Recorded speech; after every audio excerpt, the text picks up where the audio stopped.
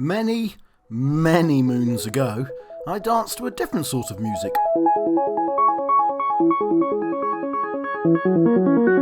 Yes, hard to believe, I know. Hard to believe I could even dance.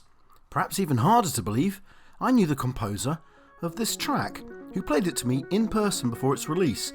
I think because he knew I liked classical music.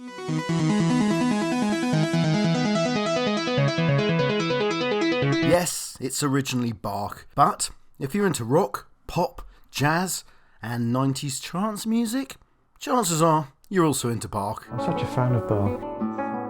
Frightening really, it's like Beatlemania with me. Beginning again? Dominic and I both have a teacher called J.S. Bach. I mean, I guess I was Bachian. Compared to Bach, man, we all suck. You know? So, this video, I will reveal which Bach tracks are the 5 most influential, and, plot twist, one of those won't be which Paul Simon claimed to influence. That comes from a Bach piece. Wrong on 2 counts, and we'll come back to that later. I'm looking for 5 Bach tracks that have directly influenced other music, which means the Bach has to be encoded within the music of the host subject, not just reference. Yes, I'm looking at you, Lady Gaga. Yes, I know that's a Bach fugue, but it's just a throwaway reference at the start of the video, so throwaway that it only exists in the video version of the song. So, respectable track, but move along, Lady Gaga. We're finding the top 5 Bach tracks that have influenced pop music, together with the reasons why, i.e. which Bach and why Bach. Starting with...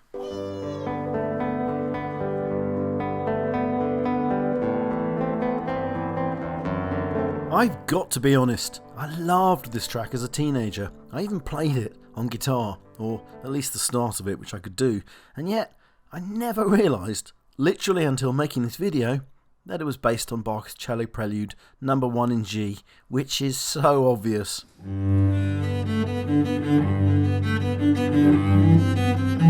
It's a simple lift. Steve Hackett, the Genesis guitarist, has taken the cello piece and transposed it to the guitar.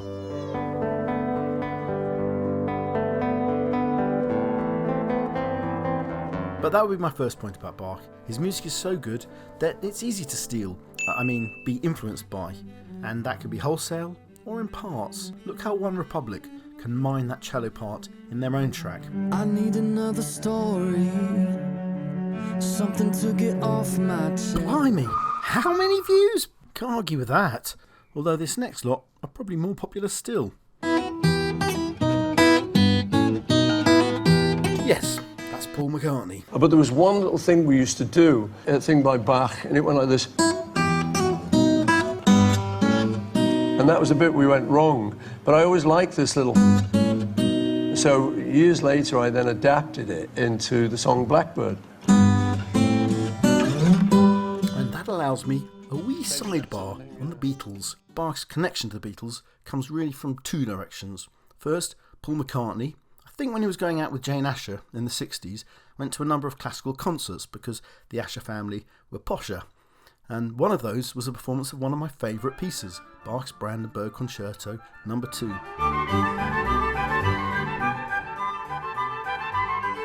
He was particularly taken with the high-sounding trumpet, which he later incorporated into Penny Lane.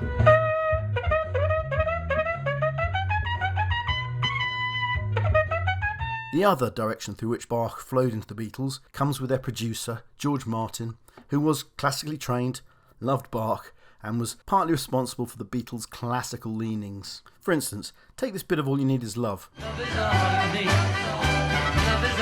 hear that trumpet? That comes from an even earlier and more basic keyboard learning book Bach wrote before the Preludes and Fugues.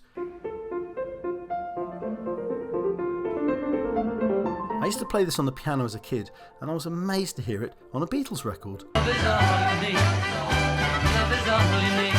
Along with a quick burst of Glenn Miller's In the Mood, followed by their own She Loves You. The point is to stake the claim that Bach and Glenn Miller and Beatles belong to the same long and wonderful lineage of music, and that's a point I can readily ascribe to. There's more Bach in the Beatles. For a start, that harpsichord solo from In My Life. The story goes that John Lennon told George Martin to play it like Bach. Of course, what they actually did do was double the speed on the harpsichord in the original recording, so if it sounds too fast to play, it was. But anyway, the Beatles have taken me away from my main subject, and that was Bach's Bourrée in E minor, because McCartney wasn't the only one it affected. We record a piece of music originally written by J.S. Bach some 300 years before. He's an old guy, J.S. Bach, even older than us.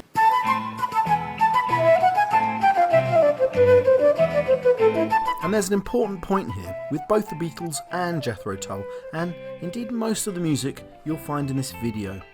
Bach was introduced to these musicians when they were young, when they were learning, and that's because Bach is the great teacher, the great educator. His music is used to help musicians learn about music, and his influence sticks at an early age. So Bach's Bourrée, birthing the Beatles' Blackbird, is a tongue twister at number 4. What's at number 3?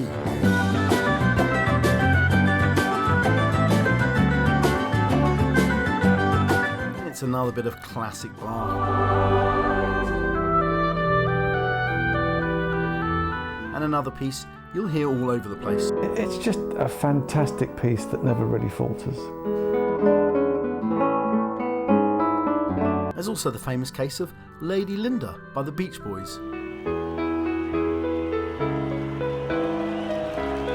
And what's interesting here is that Beach Boys haven't just used Bach's harmonic structure, the chord sequence, they've also used some of the melody as well. So yes, Bach is everywhere. He covers everything, which calls to mind that fabulous Douglas Adams quote. Mozart tells us what it's like to be human, Beethoven tells us what it's like to be Beethoven, and Bach tells us what it's like to be the universe. High wisdom indeed. Coming next at number 2...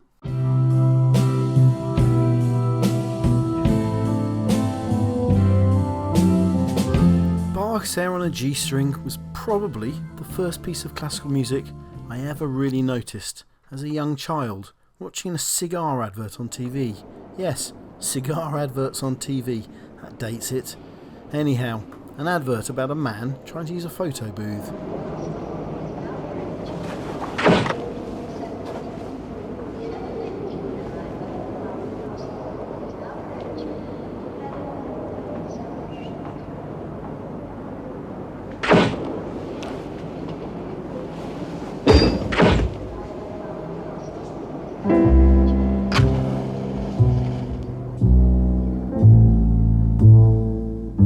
I always loved that advert, and I absolutely loved the music without having the foggiest idea who J.S. Bach even was. Which brings us back to what is probably the most famous collusion of rock and Bach. Gary Brooker from Procol Harum takes up the story. I do remember having this musical idea, which I worked out on the piano, Air on a G-string, which was a Bach composition, and it came out, but I think when I got after about the first 2 bars, I think I got it wrong kind of thing, or didn't remember where it went, but I just carried on in my own way.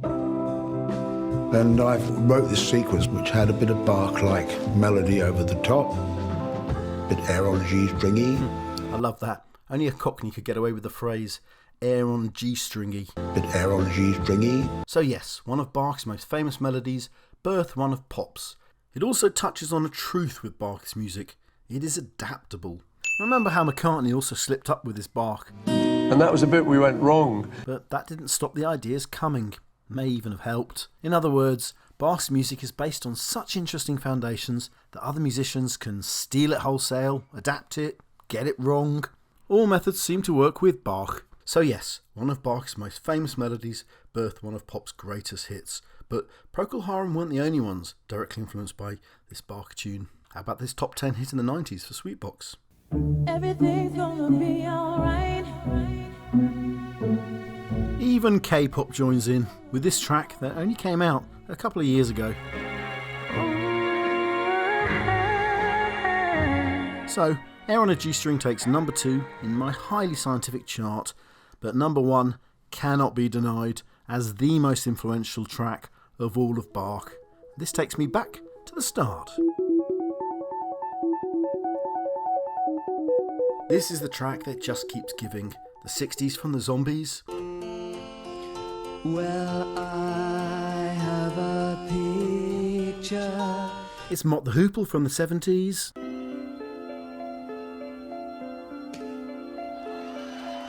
Procol Harum in the 80s.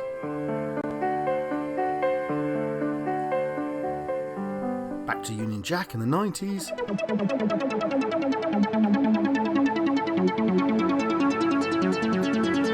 And up to today. In a club. You see, Bach's music hits that sweet spot of being beloved by both teacher and pupil. I call this the Disney secret. When a film is loved by the kids and also by the adults that don't mind taking the kids to see the film. It's the same with Bach. Teachers and pupils both love him. This prelude opens Bach's great work on the keyboard, the 48 Preludes and Fugues, which really has taught everyone who's anyone how to use a keyboard in music. And what an opener this Prelude in C is. Simple and perfect. This is genuinely one of the first pieces of classical music that people really fall in love with. And notice, each time people use the track, they don't just take a note or 10, they take the whole lot. But do we mind? No. And that's the beauty of music, and indeed culture generally.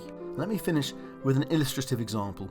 Paul Simon has often indicated his respect for Bach, for example, in the composing of Bridge Over Troubled Waters. Now this part. That comes from a Bach piece. That comes from a Bach chorale. This doesn't make sense. I've heard Paul Simon claim the influence of a number of songs for Bridge Over Troubled Water, but he never names the, for me, most obvious contender, Old Man River. Maybe Paul's a bit confused. The Bach chorale he references is, of course, O Sacred Head by Bach,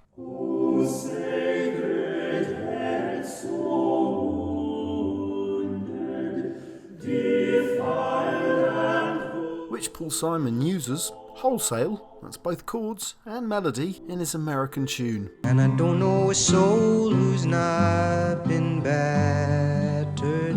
I don't have a friend who feels at ease.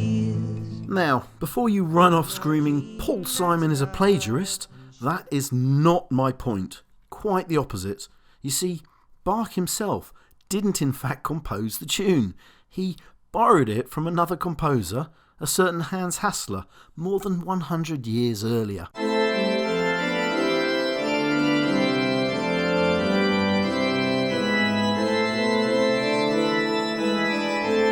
You see, that's how music works. Pop, jazz, classical, folk, all music. It influences, it mixes, it intermingles, it cross-pollinates. That's how culture spreads. It should be free and shareable to all. Which brings me to my final point, an irony. This video about Bach was one of the hardest to get through YouTube's copyright laws. Yup, all those pop tunes that happily rip Bach off now place strict limits on how we can use them. Irony, irony, irony. Please like and subscribe.